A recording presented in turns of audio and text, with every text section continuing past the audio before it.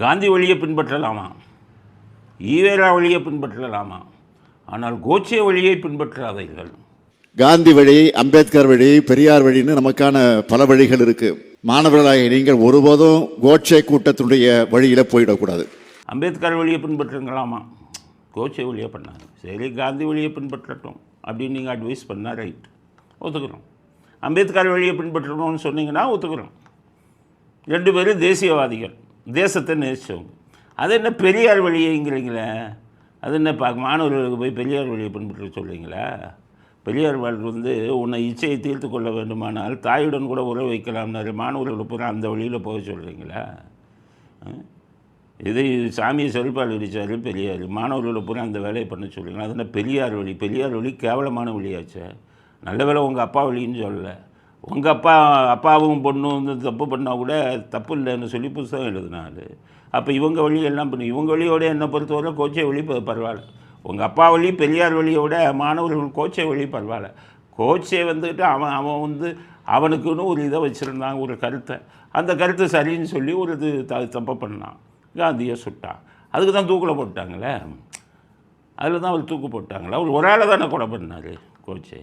நீங்களும் உங்கள் அப்பா ஆட்சியில் இருக்கும்போது 1,50,000 இலங்கை தமிழர்களை கொண்டிருக்கீங்களே. அப்போ நீங்கள் வந்து கொலைகார கூட்டமாச்சே. உங்கள் வழியை பின்பற்ற முடியுமா? உங்கள் வழியோட கோட்சே வழியை எவ்வளவோ பரவாயில்லையே. அவன் ஒரு ஆளை தான் கொன்னான். 1,50,000 தமிழ் மக்களை, பாவம் அப்பாவி மக்களை கொன்னது நீங்களும் உங்கள் அப்பாவும். அது மட்டுமா விட்டீங்க, இந்த கொலையெல்லாம் பண்ணுவதற்கு மூளையாக செயல்பட்ட ராஜபக்சேக்கு போய் இது மலர் கொத்தை கொடுத்துட்டு விருந்து சாப்பிட்டு வந்த கொலைகார கூட்டம் நீங்கள். அதனால் அந்த கல்லூரி மாணவர்களுக்கு சொல்கிறேன், தயவுசெய்து ஈவேரா தான் ஃபாலோ பண்ணாதீங்க, இந்த கருணாநிதி இதை ஃபாலோ பண்ணாதீங்க, திமுகவுடைய இதை ஃபாலோ பண்ணாதீங்க. இது கொலைகார கூட்டம். அதில் என்ன அட்வைஸ் பண்ணுறாரு? KNR அந்த காலேஜில் படித்தவரான், MRK பன்னீர்செல்வம் அந்த காலேஜில் படித்தவர்.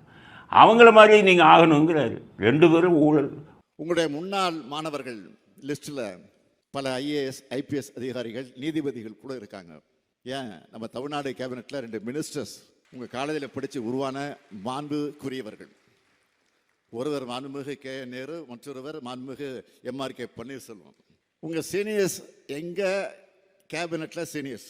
நாளைக்கு உங்களிலிருந்து சிலர் கூட இந்த லிஸ்ட்டில் வரணும். ஊழல்லாம் ஊழல், உலகமாக ஊழல். KNR அடித்து வச்ச கொள்ளைக்கு இதே கிடைக்காது. கருணாநிதியை வந்து என்னையா திருச்சியை விலைக்கு வாங்க போறியான்னு கேட்டால் அவர் மாதிரி அந்த கல்லூரி மாணவர்கள் வர சொல்கிறீங்களா? MRK பன்னீர்செல்வம் மேலே ஊழல் வழக்கு நிறைய அப்போ இதாக இருக்குது, சிக்கியிருக்காரு. அப்போ அந்த கல்லூரியில் படித்தவங்களாம் அவங்க 2 பேர் மாதிரி வர சொல்லியா சொல்கிறீங்க?